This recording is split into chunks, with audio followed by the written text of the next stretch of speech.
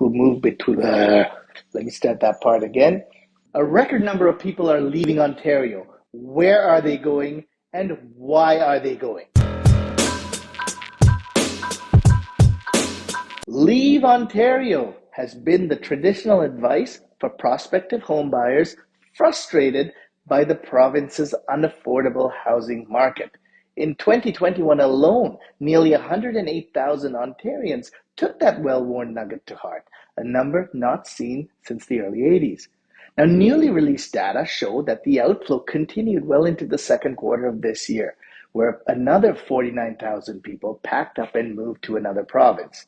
Now, because of this, the province had its highest quarterly net loss of people migrating to other provinces. Now, what happened to all of them? Well, StatsCan says that about a quarter of the people who moved out of Ontario went to, guess what? Alberta. Alberta is calling. I'm sure a lot of you have heard those radio ads enticing people like us to move where homes are cheaper, taxes are lower, commutes are shorter. And the reason? Well, Alberta is experiencing a shortage of skilled tradespeople. Another quarter of migrants went to the Maritimes, Newfoundland, and Labrador, with Nova Scotia getting most of the newcomers. For the first time in its history, Quebec took in more people from Ontario than it sent back to us, and British Columbia welcomed its largest number of Ontario arrivals since the early 90s.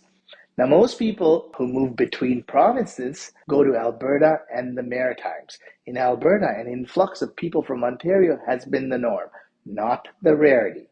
In the 80s, the oil boom and the last big one, which ended in 2010, caused many Canadians to move to Alberta and Saskatchewan to find work. Ontarians are moving out west in large part today because they want to live in places with cheaper housing, and also there's no land transfer tax on homes. Housing is much cheaper everywhere in Alberta than it is in Toronto or some of the other big cities in the east. According to the Canadian Real Estate Association, the average home price in Alberta is about $425,000, while the average home price here is over $850,000.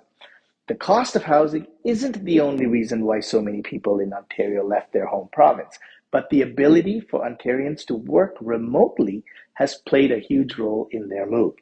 Nova Scotia also has the same thing going for them. Nova Scotia and New Brunswick both saw their largest net gains from people moving between provinces since the early 70s.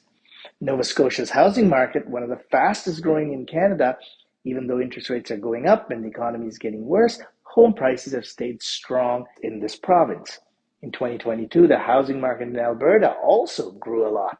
Calgary saw its highest home prices in 2014, and then it continued on a downhill trajectory.